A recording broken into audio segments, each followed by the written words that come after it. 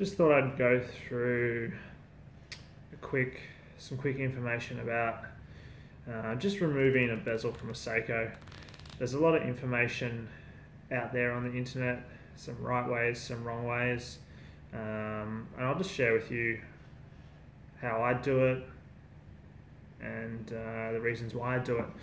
This gentleman's brought in, he's given me a Seiko to mod. We're doing a bezel insert, an NH36 movement, new stem and crown, set of hands, and a new crystal.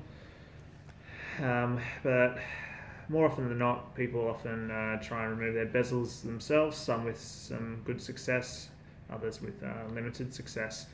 In terms of removing the bezel, you have lots of choices. This is my Bergeon knife that I use. It's got a thicker grip handle, it's quite nice. I use this probably 80% of the time for most watch case backs. And then I have an array of other tools for removing backs and whatnot, 2 lifters, and then, as everyone's probably aware, you've got these things as well. These are quite popular. And then you've got your standard kind of case knife. The difference between this case knife and this case knife is basically you can get a lot more torque when you're trying to lift the back off. For removing bezels, I generally go with these two.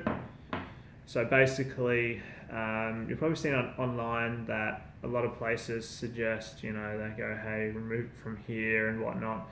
The issue with that is it's quite easy to mark the top of the brushed finish, and I see it a lot and people ask me to refinish it. These can be sometimes really easy to get off and sometimes really hard to get off, and it really depends just on the watch and just how lucky you are. But this is basically how I do it. I'll always remove the band depending on what band is on there, and I actually always come in from between the case lugs, so in this little gap here. Basically, if you mark it, as a general rule, it's not going to be seen. It's also easier to clean up after if you do mark it, and yeah, I've just always had good luck with it.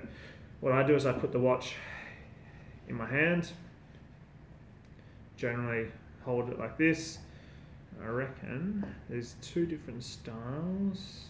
I reckon I'm going to use this style, and I'll see how I go.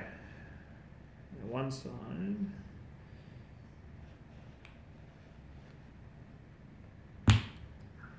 So that one was a little bit harder to get off, and as you can see, what I've done is there's a gap now, but the other side's still there. So what I do is I carefully come in around here. Instead of prying it off in the one spot and possibly bending it, I just try and pry it around slowly without damaging the case, and that came off really easy. This might have been a little bit hard to get off. There's a little bit of gunk in here, the seal's a bit dry.